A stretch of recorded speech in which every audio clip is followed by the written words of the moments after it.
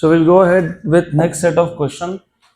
Mixed bag question. These are the questions which are randomly from any topic of gravitation. तो पहला question, acceleration due to gravity is maximum at, बहुत simple question है इसमें. You remember acceleration due to gravity की value जब आप height पे जाते हो तो क्या होती है? कम. नीचे आते हो डेप्थ में तो क्या होती है? कम होती है ना, डिक्रीज. तो मैक्सिमम कहाँ होती है? सरफेस. तो acceleration due to gravity is maximum at height r/2 नहीं, सेंटर ऑफ अर्थ नहीं, surface of earth yes, option C. चलो अगला question. Spot the wrong statement. The acceleration due to gravity g, the acceleration due to gravity g decreases if we go down from the surface of earth towards its center, we go up from the surface of earth, we go from the equator towards the pole. आपको बोला है spot the wrong statement. Statement पढ़ोगे तो wrong statement spot करोगे ना. तो मुझे बताओ आप white and pink. Yes, spot the wrong statement. Acceleration due to gravity की value as you go down in the depth कम होती है क्या? हाँ यस होती है. ओके, तो ये करेक्ट है. Good. As we go up from surface of earth कम होती है क्या? हाँ, ये भी करेक्ट है. We go from equator towards the pole. Do you remember poles पे वैल्यू होती है 9.8 मतलब जी, और इक्वेटर पे होती है g minus R omega square. तो तुम जब इक्वेटर से पोल की तरफ जाते हो तो बढ़ती है, पोल से इक्वेटर की तरफ आती हो तो कम होती है. तो इन्होंने क्या बोला? Decreases when you go from equator towards pole. सही है क्या स्टेटमेंट? गलत है, क्योंकि जब तुम इक्वेटर से पोल के पास जाओगे तो वैल्यू बढ़ेगी, कम नहीं होगी. तो गलत स्टेटमेंट कौन सा है? सी. कौन सा गलत है? सी. Next question. अब ये क्वेश्चन भी वैसा ही सिंपल सा क्वेश्चन है. गुड. अभी हमने पैटर्न चेंज किया, हम किसी को भी रैंडमली क्वेश्चन पूछते हैं. तो अभी आप मुझे बताओगे इसका आंसर क्या है. The weight of an object in a coal mine हो, आयरन ओर का माइन हो, कोई भी माइन हो, वो सरफेस से नीचे होता है. और सरफेस से नीचे होता है तो एक्सीलरेशन ड्यू टू ग्रेविटी की वैल्यू बढ़ती है कि कम होती है? कम होती है. और एक बात बताओ, what is the formula of weight? mg. तो g की वैल्यू बढ़ेगी तो वेट भी बढ़ेगा, जी की वैल्यू कम होगी तो वेट भी कम होगा. तो अगर हम लोग कोल माइन मतलब माइन में है, मतलब डेप्थ पे है, सी लेवल मतलब ग्राउंड सरफेस, और अगर हाइट पे है, टॉप ऑफ माउंटेन मतलब हाइट, तो कोल माइन में वेट कितना है? W1. सी लेवल ग्राउंड पे कितना है? W2. और माउंटेन मतलब हाइट पे कितना है? W3. तो W1, W2, W3 में रिलेशन कैसा पूछा है? सबसे ज्यादा value acceleration due to gravity की कहाँ होती है? On the surface. तो सबसे ज्यादा वेट कहाँ होगा? ऑन द सरफेस, मतलब W2 ये दोनों से ज्यादा होगा. तो डेप्थ में जाओगे, कोल माइन में जाओगे तो वेट की वैल्यू क्या होगी? कम. और टॉप पे जाओगे तो भी क्या होगी? कम. मतलब W2 is greater than W1 and W3. देखो तो कहाँ है? अगला क्वेश्चन. ये भी इजी है. Acceleration due to gravity is g कहाँ पे? At a point having distance r from the centre of earth of radius r. ये अर्थ है, ये अर्थ का रेडियस है, और एक्सेलरेशन ड्यू टू ग्रेविटी की वैल्यू तुमको बोली है at a distance small r from the centre of earth radius r. If r is less than r, छोटा r इज लेस देन बड़ा r, मतलब तुम अर्थ के कहाँ हो? नीचे हो कि ऊपर हो? नीचे हो. Very good. मतलब तुम कहाँ पे हो? डेप्थ पे हो. कहाँ पे हो? डेप्थ पे. तो डू यू रिमेंबर डेप्थ पे जो g की वैल्यू थी, इन्होंने उसको g बोला तुमको कंफ्यूज करने के लिए, लेकिन हमने क्या लिखा था? gd. याद है कि हमने क्या लिखा था? r minus D by r. ये r माइनस डी को हम पता है क्या बोलते हैं? Small r. क्या बोलते हैं इसको? Small r. क्या बोलते हैं इसको? Small r. तो ये जो gd है, gd it is directly proportional to small r. तो ऑप्शन बताओ कौन सा आएगा? ए. डन, खत्म. तो कंफ्यूज बिल्कुल होना नहीं. इन्होंने जिसको g बोला है उसको हमने gd से डिनोट किया था. gd था g into r minus D by r, और r माइनस डी है स्मॉल r, तो gd is proportional to small r. Option A. अगला question. Radius of earth is around 6000 kilometre. तो अर्थ का रेडियस 6000 किलोमीटर कंसीडर करना है. The weight of body at height of 6000 kilometer from the surface of earth becomes, simple question है, हमको ऐसा बोला है अर्थ का रेडियस कितना है 6000, तो अर्थ का रेडियस 6000 बोला है। फिर ये बोला है कि अगर हम एक ऑब्जेक्ट को 6000 किलोमीटर की हाइट पे लेके जाए तो उसका वेट क्या होगा, हाफ हो जाएगा, 1/4 हो जाएगा, 1/3 हो जाएगा कि नो चेंज। सबसे पहले वेट क्या होता है mg, तो जब तुम अर्थ के सरफेस से ऊपर जाते हो g की वैल्यू कम होती है कि नहीं, हाँ, तो वेट कम होगा कि नहीं, हाँ, तो नो चेंज, तो आंसर आएगा नहीं, आएगा क्या आंसर, नो चेंज नहीं। और रेडियस कितना दिया है 6000, हाइट पे कितना दिया है 6000। You know what is the formula for gh, g into 1 minus 2h by r की r upon r plus h square, r upon r plus h square. क्यों ऐसा, हाइट ज्यादा है, because height is large, 320 kilometre के ऊपर है, तो r upon r plus h का स्क्वायर। अब एक काम करो, ये g को ना, इसको m से मल्टीप्लाई कर दो, इसको भी m से मल्टीप्लाई कर दो, mg हो गया, और यहाँ पे r upon r plus h, लेकिन r और h की वैल्यू क्या है, सेम है, इसका क्या हो जाएगा स्क्वायर।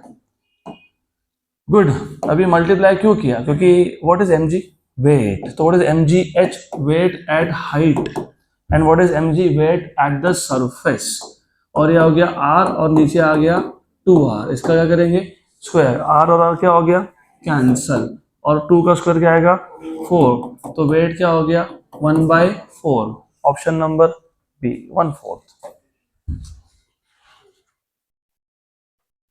नेक्स्ट क्वेश्चन, अगला क्वेश्चन, ये भी सिंपल सा क्वेश्चन है। और spring balance is graduated on sea level, graduated मतलब बेसिकली उसको तुम सी लेवल पे यूज कर रहे हो। Good, if a body is weighed with this balance at consecutively increasing heights from the earth's surface, the weight indicated by the balance, अभी ऐसा है, स्प्रिंग बैलेंस होता है एक वेट मेजरिंग डिवाइस जिसके अंदर एक स्प्रिंग होता है और स्प्रिंग के हेल्प से तुम वेट मेजर करते हो। अब तुम इस स्प्रिंग बैलेंस को ऊपर लेके जा रहे हो हाइट पे, अगर ऊपर लेके जाओगे तो स्प्रिंग बैलेंस के नीचे जो भी वेट है वो कम होने लगेगा, क्यों, क्योंकि जी की वैल्यू क्या हो रही है कम, तो स्प्रिंग बैलेंस वेट क्या दिखाएगा कम। तो देखो अभी will go on increasing continuously, no, जैसे तुम हाइट पे ले जाओगे तो वेट कम दिखेगा ना, हाँ, will go on decreasing continuously, yes, done. Next question, good, ये क्वेश्चन नीट का PYQ है, सिंपल है, बहुत सिंपल है, सिर्फ कैलकुलेशन थोड़े से तुमको समझने पड़ेंगे यहाँ पे। A research satellite of mass 200 kilogram circles the earth in an orbit of average radius, average radius, height नहीं बोला, क्या बोला है रेडियस, मतलब डायरेक्टली स्मॉल r की वैल्यू दे दी।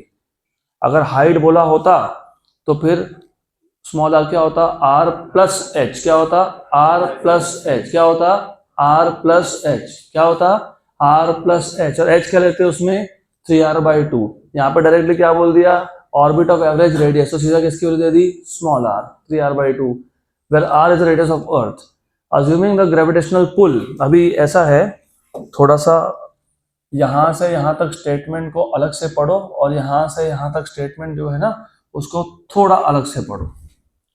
पहले आपको सिर्फ बताया है कि एक रिसर्च सैटेलाइट है जिसका मास कितना है 200 kilogram, circles the earth in orbit of average radius 3r/2।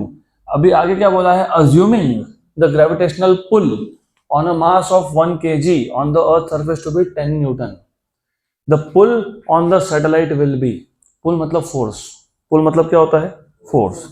इन्होंने ऐसा बोला तुमको, हमारे पास एक ऑब्जेक्ट है, वो कहाँ है अर्थ के सरफेस पे है, राइट, उसका मास कितना है 1 kg, उस पर फोर्स कितना लग गया 10। व्हाट इज ग्रेविटेशनल फोर्स का फॉर्मूला, कितना Gmm है ना, मास of earth, mass of object upon distance का स्क्वायर, ठीक, बराबर। जो सरफेस पे ऑब्जेक्ट था उसका मास कितना है 1, तो स्मॉल m की वैल्यू कितनी है 1, और फोर्स कितना है, फोर्स, ये फोर्स की वैल्यू कितनी बोली है तुमको 10 न्यूटन, 10 न्यूटन, बराबर।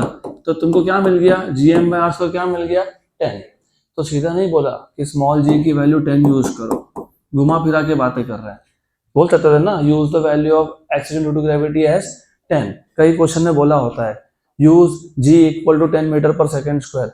इन्होंने ऐसा बोला तुमको कि हमारे पास एक ऑब्जेक्ट है जिसका मास 1 kg है, वो अर्थ के सरफेस पे रखा है, उस पे फोर्स लग रहा है 10 न्यूटन का। फिर तुम लिखोगे जी m1 m2 by R square. m1 है मास ऑफ अर्थ, m2 की वैल्यू है 1, और क्योंकि अर्थ के सरफेस पे तो डिस्टेंस कितना हो गया r, तो G M by R square की वैल्यू क्या आ गई 10। लेकिन G M by R square होता कौन है जी। तो तुमको सिर्फ इतना बोला है घुमा घुमा के कि एक्सेलरेशन ड्यू टू ग्रेविटी की वैल्यू 9.8 नहीं लेनी है, कितनी लेनी है 10, बस खत्म। अब मुझे बताओ जो सैटेलाइट है, सैटेलाइट उस पर फोर्स पूछा है, पुल मतलब फोर्स, तो सैटेलाइट पे फोर्स कैसे निकालोगे? G mass of earth mass of satellite upon R square. कौन सा आर? कौन सा R? Small R. What is small R? R plus H square, बराबर, गुड, है ना। और ये तुमको आर प्लस एच की डायरेक्ट वैल्यू कितनी दी हुई है 3r/2। तो याद रखना यहाँ पे कंफ्यूजन नहीं हो, इसके लिए एच मत लिखना, सीधा क्या लिखना स्मॉल आर। तो अब ये जो स्मॉल आर है, ये जो स्मॉल आर है वो कितना है 3r/2। इसका क्या करोगे स्क्वायर, तो f इक्वल टू ये 2 का स्क्वायर कहाँ गया ऊपर, ये 3 का स्क्वायर कितना आया 9, और ये क्या आया gm बाई आर स्क्वायर, और सैटेलाइट का मास कितना था 200, पक्का। और ये gm बाई आर स्क्वायर की वैल्यू ये इक्वेशन नंबर 1 से कितनी है 10। तो from equation number 1 you can say ये जो वैल्यू ये 10 है, तो f कितना हो गया 4 इंटू 10 इंटू 200 अपॉन 9, बराबर। तो बेसिकली ये आ गया तुम्हारा 8000 बाय 9। 8000 बाय 9 मतलब कितना नहीं पता, 888.88 ऐसा आता है वो, 888.88 ऐसे आता है। या तो एक काम करना, ये 1000 को अलग रख देना, 1000 को अलग रख दिया, और 4 इंटू कितना हो गया 8, तो 8/9 इंटू 1000, बराबर। अभी मैं तुमको बताता हूँ 8/9 इंटू 1000 कितना होता है। वही आता है जो मैंने तुमको बोला 888.88 है। देखो ये 8 ये डिवाइड बाय 9 कितना है 0.8888888888 इंटू कितना 1000, तो कितना आया टोटल मिला के 888.88 न्यूटन। तो देखो तो नियरेस्ट आंसर कौन सा है 889।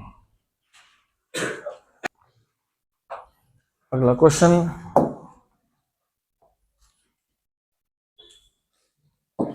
ये क्वेश्चन हमने PYQ में सॉल्व किया है, अगर आपको याद होगा तो। किया था क्या सॉल्व?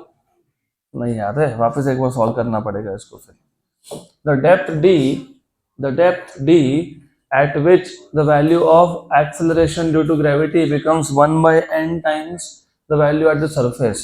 तो depth d at which the value of acceleration becomes 1 by times of surface value, तो basically GD equal to G/n, equation number 1। लेकिन तुमको पता है ना, क्या पता है GD equals to G1 minus D/R, equation number 2।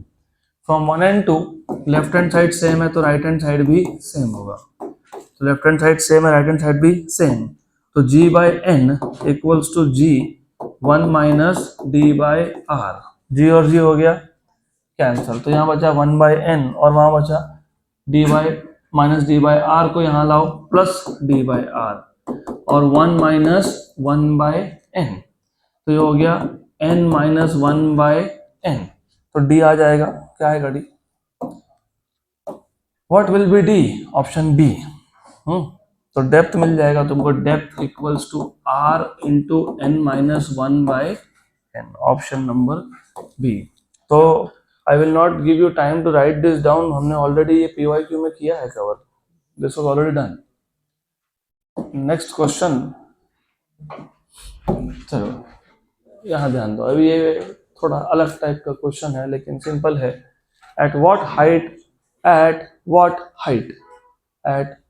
Height from the ground will the value of G be same as that in 10 kilometre deep mine below the surface of earth. तो अगर 10 किलोमीटर के depth पे G की कुछ value होगी, G की उतनी ही value कितने हाइट पे होगी। तो क्वेश्चन ऐसा है, आप लोगों को ही बोल रहा हूं मैं, दोनों को यहाँ ध्यान दो।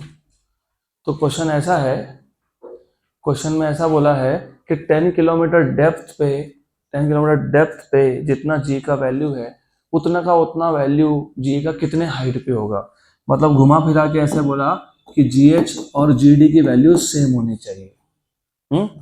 बराबर। उसमें से अभी प्रॉब्लम क्या आ जाता है यहाँ पे, अभी GH के तो दो फॉर्मूला है, तो कौन सा यूज करें फिर, G R upon R plus H square कि 1-2h/r।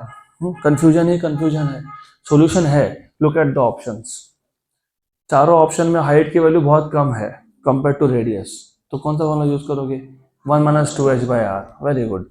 तो GH का जो फॉर्मूला होगा ना वो G 1-2h/r होगा और ये होगा G 1-d/r। तो इसमें से G और G हो गया कैंसल, ये 1 और 1 भी हो गया, 1 और 1 कैंसिल होगा, दोनों साइड पे पॉजिटिव 1 है ना तो कैंसिल होगा। -2h/r equals to -d/r। बराबर। r और r भी क्या हो गया कैंसल, नेगेटिव नेगेटिव भी क्या हो गया पॉजिटिव, तो h क्या आ गया d/2। d कितना था 10, 10/2 कितना होता है 5, तो 5 kilometre, option D.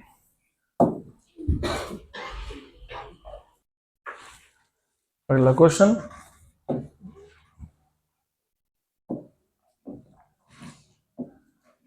if the earth loses its gravity then for a body weight becomes 0 but not the mass। सही बात है, डन। चलो अगला क्वेश्चन, अगर अर्थ का ग्रेविटी 0 हो गया तो बॉडी का मास थोड़ी 0 होता है, उसका वेट 0 होता है, क्योंकि अर्थ का ग्रेविटी गया तो एक्सीलरेशन ड्यू टू ग्रेविटी 0 हो गया, तो वेट क्या होता है mg, तो g 0 m 0 नहीं होता है, तो पहला ऑप्शन करेक्ट है।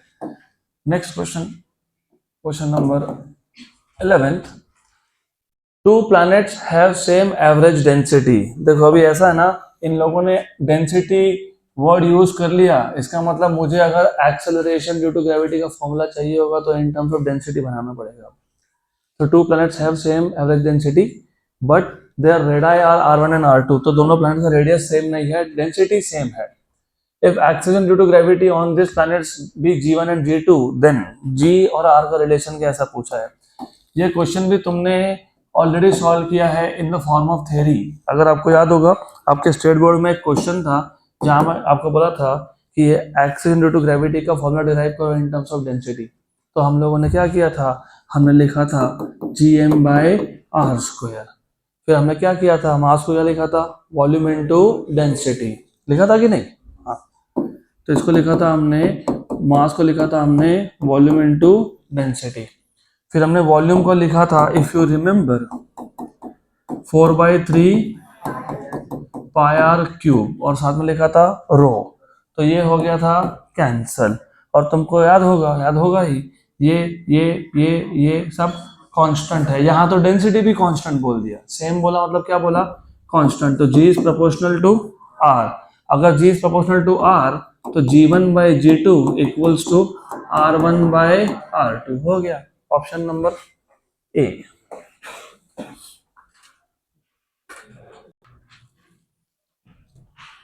तो नेक्स्ट क्वेश्चन, अगला question,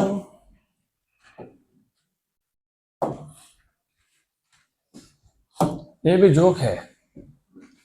if mass of a body is m on the earth surface then the mass of the same body on the moon surface is also m। Mass change नहीं होता है, क्या change होता है wait, क्या change होता है wait. मास अगर अर्थ पे m है तो मून पे भी m है, मार्स पे भी m है, जुपिटर पे भी m है, कहीं पे भी m है, weight will change. Next question, the height at which the weight of body becomes 1/16 of its own weight on the surface of earth। तो height at which the weight of body becomes 1/16 of its weight on the surface of earth, मतलब उस height पे wait कितना होना चाहिए surface value by 16। What is weight, M G, तो यहाँ क्या लिखेंगे एम जी एच बराबर, और ये क्या लिखेंगे एम जी अपॉन 16 बराबर, ये और एक हो गया कैंसिल। यस, तो जी एच क्या आ गया जी बाय 16, इक्वेशन नंबर 1। लेकिन जी एच की वैल्यू क्या होती है जी इंटू, यही तो है, यही तो कंफ्यूजन है, कंफ्यूजन। कौन सा फॉर्मूला 1 - 2h/r कि r upon r plus H square, ऐसा ऐसा मत करो, मैं पूछ रहा हूँ तुमसे, देखो बताओ।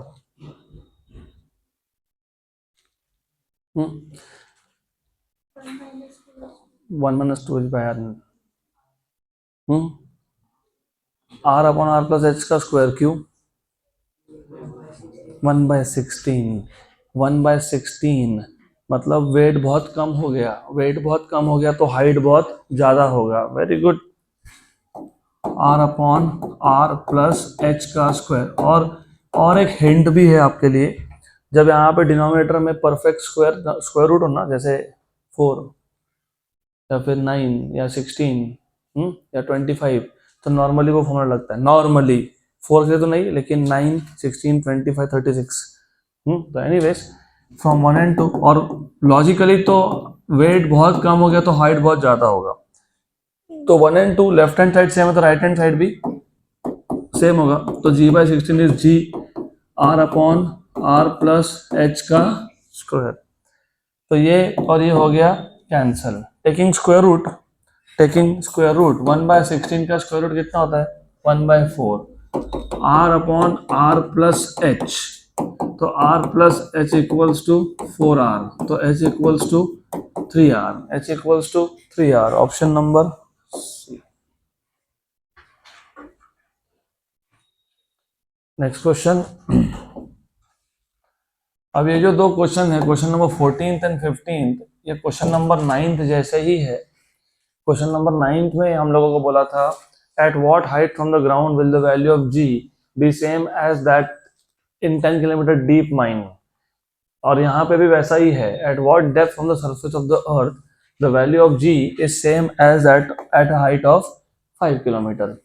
मतलब कितनी डेप्थ पे जी की वैल्यू इक्वल टू होगी जी की value at a height of 5 kilometre, मतलब G depth equal to G H. What is G depth G 1 minus D by R, and what is G H G 1 minus 2h/r। ये क्यों use, क्योंकि height is only 5 kilometre, small height है, तो ये cancel, 1 भी cancel, minus D by R equal to minus 2h/r, minus minus भी गया गया गया गया गया। ओके, तो डेप्थ क्या हो गया 2h, डेप्थ इज 2h और h कितना है 5, तो डेप्थ कितना है 10, option number D. Next question, अगला क्वेश्चन भी ऐसा ही है, सेम टाइप का क्वेश्चन है। Next question is of same type. The change in the value of G, सिर्फ यहाँ पे चेंज पूछा है, चेंज, चेंज होता है final value minus initial value या फिर initial value minus final value. The change in the value of g at a height h above the surface of earth is same as at a depth d below the surface of earth, both when both d and h are much smaller than the radius of earth, then which of the following is correct। तो ऐसा बोला है change in value of g at height h above the surface of earth is same as depth d below the surface of earth। Change मतलब delta G, तो height पे जब surface से height पे जाओगे तो जी की वैल्यू क्या होगी चेंज। सरफेस से हाइट पे हम जब जाएंगे, सरफेस से सरफेस से सरफेस से, अरे मैं लूप में अटक गया आपसे पूछने के लिए, आप आंसर दो मेरे को।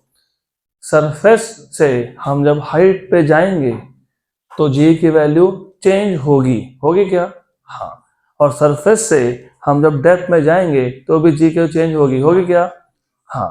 तो ये दोनों का चेंज क्या दिया हुआ है सेम। और क्या बोला है provided D and H R much smaller, मतलब डी और एच के लिए स्मॉल है, ये कंडीशन दिया हुआ है। अब पहले ये कंडीशन को इक्वेशन नंबर 1 बोलता हूँ। अब ये कंडीशन मतलब क्या वो भी समझ लो।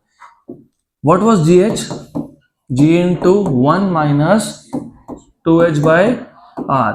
इसी को मैं gh equal to g 1 minus 2hg/r लिख सकता हूँ क्या? हाँ, पक्का लिख सकता हूँ। हाँ, इसको इधर ला सकता हूँ क्या? हाँ, इसको वहां ले जा सकता हूँ क्या? हाँ, तो ये हो गया तुम्हारा g माइनस जी एच, क्या आ गया 2hg/r। ये जो g माइनस जी एच है ना, यही तो डेल्टा जी एच है, change in value of g। तो कितना आ गया 2hg/r, equation number 2। Similarly depth के लिए भी वैसा ही करना पड़ेगा, डेप्थ के लिए भी वैसा करना पड़ेगा। What is the formula of, what is the one with a nice hoodie? Good, very good. मुझे बताओ what is the value of g eight depth. मुझे आगे पीछे क्यों देखना है तुमको, जिसको बोला उनको समझ में आ गया। बताओ what is JDA formula. Together we can, together we will crack this exam. Condition is that you pay attention. लक्ष द्यावं लागेल। बरं, कोणाला माहिती 1 माइनस dy/r इंटू जी भी लिखना पड़ेगा ना, g 1 माइनस dy/r। पक्का पक्का, गुड गुड। तो ये g माइनस dg/r, सिर्फ g मल्टीप्लाई कर दिया, इसको उधर इसको इधर, तो g minus g d equal to dg/r। ये पता है कौन है? ये डेल्टा जी डी है। Equation number 3, from 1 to 3, from 1 to 3, so from 1 to 3, equation number 1 हमको बताता है डेल्टा जी एच और डेल्टा जी डी की वैल्यू सेम है। इक्वेशन 2 हमको देता है डेल्टा जी एच की वैल्यू, इक्वेशन 3 देता है डेल्टा जी डी की वैल्यू। तो डेल्टा जी एच और डेल्टा जी डी की वैल्यू सेम है, मतलब 2hg/r इक्वल्स टू dg/r। पक्का पक्का, हाँ हाँ, ये कैंसल कैंसल, यस। तो 2h इक्वल टू कितना होगा d, 2h equals to d, option C. Next question, अगला question. A person will get more quantity of matter in kgWt at poles at latitude of 60 at equator and satellite. More quantity of matter in kgWt। देखो कैसा घुमा घुमा के question पूछते हैं। सिर्फ more quantity of matter बोला होता तो मास होता, मास कभी चेंज नहीं होता है। लेकिन इन kgWt बोला है, मतलब वेट पूछा है। क्या पूछा है? वेट। तो मैक्सिमम वेट वहां होगा जहां पे g की वैल्यू मैक्सिमम होगी। सैटेलाइट के अंदर वेटलेसनेस होता है, क्योंकि सैटेलाइट के अंदर नॉर्मल रिएक्शन 0 हो जाता है। तो ये तो आंसर नहीं है, क्योंकि सैटेलाइट के अंदर वेट होता ही नहीं है। फिर अभी तुमको 3 पॉसिबिलिटी है, पोल्स, लैटिट्यूड, इक्वेटर। तुमको याद है क्या variation of g with latitude? क्या था? r omega square cos square theta. और मैंने बोला भी था आपको एट इक्वेटर थीटा की वैल्यू 0, तो cos 0 इज 1, तो क्या हो गया g minus R omega square. तो ये याद रखना, it is g minus R omega square. और 60 डिग्री पे g minus R omega square cos square 60। What is cos 60? 1/2, उसका स्क्वायर कितना? 1/4। और at poles it is g minus 0। क्यों 0? बिकॉज पोल्स पे थीटा कितना होता है? 90। कॉस 90 कितना होता है? 0। तो पोल्स पे क्या वैल्यू आ गई? g। तो सबसे ज्यादा वैल्यू कहाँ दिख रही है? कहाँ दिख रही है? पोल्स। यहाँ पे सिर्फ g है, यहाँ पे g में से कुछ माइनस हो रहा है, यहाँ पे g में से कुछ माइनस हो रहा है। तो मैक्सिमम वैल्यू ऑफ g कहाँ पे है? पोल्स पे। तो मैक्सिमम वेट कहाँ पे है? नेक्स्ट क्वेश्चन, अगला question. If the angular speed of the earth is doubled, the value of acceleration due to gravity at the north pole। अभी हमने देखा, हमने अभी ये देखा, हमने अभी क्या देखा कि पोल्स पे एक्सेलेरेशन की वैल्यू सिर्फ g होती है वो ओमेगा पे डिपेंड ही नहीं करती है, where omega is basically angular speed. तो अगर एंगुलर स्पीड पे डिपेंड ही नहीं करती है तो एंगुलर स्पीड कुछ भी हो फर्क पड़ेगा क्या? नहीं। तो क्या आएगा? Remains same. डन। अगला question, the time period of simple pendulum on a freely moving artificial satellite is. सबसे पहले तुमको time period of simple pendulum पता होना चाहिए, अंडर रूट ऑफ 2 याद है कि chapter number 1 units and measurements, उसमें हम लोगों ने ये इक्वेशन डिराइव किया था डायमेंशनल एनालिसिस यूज करके।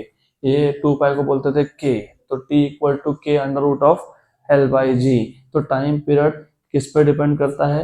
एक्सीडेंट ड्यू टू ग्रेविटी पे। कैसे? इनवर्सली। और लेंथ पे डायरेक्टली। हमने लेंथ तो चेंज किया नहीं, लेंथ तो जो अर्थ के सरफेस पे पेंडुलम का लेंथ था वहां पे भी वही लेंथ होगा, मतलब inversely proportional to root of G. बराबर? गुड। तो अभी मुझे बताओ कि क्या आंसर आएगा। जल्दी बताओ। अभी तो देखा, अभी ये क्वेश्चन में मैंने क्या बोला, सैटेलाइट के अंदर जी की वैल्यू 0 हो जाती है क्योंकि नॉर्मल रिएक्शन होता है 0। तो इनसाइड सैटेलाइट कोई भी ऑब्जेक्ट सैटेलाइट के अगर अंदर है तो उसके लिए एक्सीलरेशन ड्यू टू ग्रेविटी की वैल्यू क्या है? 0। तो अगर ये 0 हो गया तो डिनोमिनेटर 0 हो गया, डिनोमिनेटर 0 हो गया तो आंसर क्या आता है? इनफिनाइट। तो ऑप्शन डी। डन, सिंपल, खत्म। तो inside a satellite g equals to 0, therefore time period is 1/0 which is infinity. None. Next question, the angular velocity of earth with which it has to rotate so that acceleration due to gravity on 60 degree latitude becomes 0 is। बहुत simple सा question है, आपको पूछा है अर्थ कितने speed से rotate होना चाहिए, angular speed, so that acceleration due to gravity 60 degree latitude पे क्या बन जाए? 0। क्वेश्चन समझ में आया? What should be the value of angular speed of earth such that acceleration due to gravity at 60 degree latitude should be 0। पक्का? तो पहले मुझे बताओ what is the formula of g theta? What is the value of g with latitude? g minus r omega square cos square theta। तो यहाँ पे theta की value कितनी बोली है? 60, और जी थीटा की वैल्यू क्या होनी चाहिए? 0। तो ये दोनों सब्स्टिट्यूट कर दो, G theta 0, G minus R omega square cos square 60, तो G equals to R omega square by 4, क्योंकि कॉस 60 इज 1/2 उसका स्क्वायर। वेरी गुड, पक्का पक्का। तुमको क्या चाहिए? ओमेगा। क्या चाहिए? ओमेगा। तो ओमेगा कैसे फाइंड करेंगे अभी? तो ओमेगा स्क्वायर क्या आ जाएगा? 4g/r। तो ओमेगा क्या आ जाएगा? 4 का रूट मतलब 2 अंडर रूट ऑफ g/r। तो रूट ऑफ g/r, g की वैल्यू क्या यूज करने के लिए बोला है आपको? 10। ये भी गलत दिया हुआ है। At the pole g 10 kilometre rest minus, ऐसे कुछ नहीं होता। 10 मीटर पर सेकेंड स्क्वायर, 10 मीटर पर सेकेंड स्क्वायर, तो ये 10 आ गया। और ये 6400 किलोमीटर है, किलोमीटर मतलब 10⁻³ पक्का पक्का। Good good, sure sure. ये 10⁻³ और ये एक 10, चलो ऐसा कैंसिल कर देते हैं, इसको और इसको कैंसिल कर देते हैं। Very good very good, good good good. ये 640 का 0 इसको दे दिया, कितना हो गया? 10⁻⁴। उसका रूट कितना हो गया? 10⁻²। 64 का रूट कितना हो गया? Very good good good good. 1 जा एंड 4 जा। What is 1/4? 0.25। 0.25 और ये 10⁻² ऊपर गया तो -2। तो अगर मैं इसको 2.5 लिखता हूँ, कितना लिखता हूँ? 2.5। तो इफ आई राइट डाउन 2.5, ये कितना था? 0.25, तो कितना लिखा? 2.5। तो 10⁻⁻1 और ये -2 पहले से था तो 10⁻⁻3, तो 2.5 × 10⁻⁻3, ऑप्शन ए। अगला question, next question,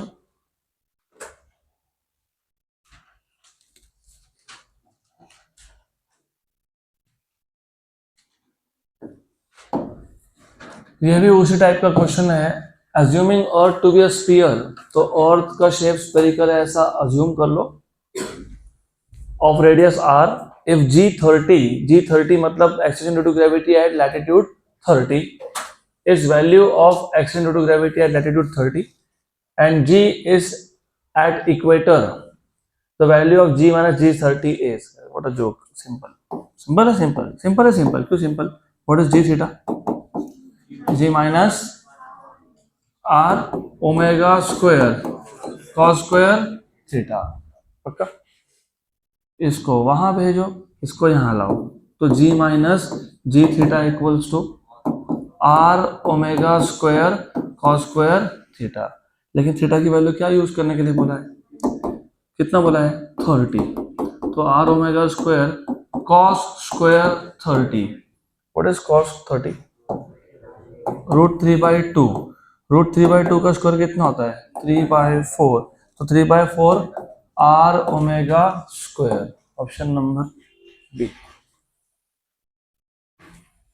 next question, if the earth stops rotating, अरे बाप रे, नहीं जीरो नहीं होगा, the value of g at equator, अगर आपको याद होगा हमने अभी अभी ऐसे 3-4 टाइप के क्वेश्चन सॉल्व किए। अच्छा, इक्वेटर पे थीटा की वैल्यू कितनी होती है 0, कितनी होती है 0, कितनी होती है 0, तो जी थीटा की वैल्यू इक्वेटर पे कितनी है माइनस आर ओमेगा स्क्वायर, क्योंकि कॉस 0 कितना है 1, तो कॉस स्क्वायर 0 कितना हो गया 1। ओमेगा क्या होता है एंगुलर स्पीड, अगर अर्थ रोटेट होना बंद हो गया, if earth stops rotating,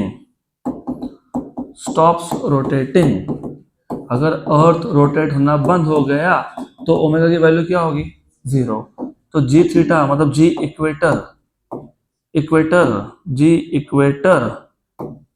equator पे जी की वैल्यू क्या बन जाएगी, सिर्फ जी, तो पहले जी माइनस आर ओमेगा स्क्वायर था, अभी क्या हो गया जी, तो बढ़ गया ना, हाँ तो इंक्रीजेस।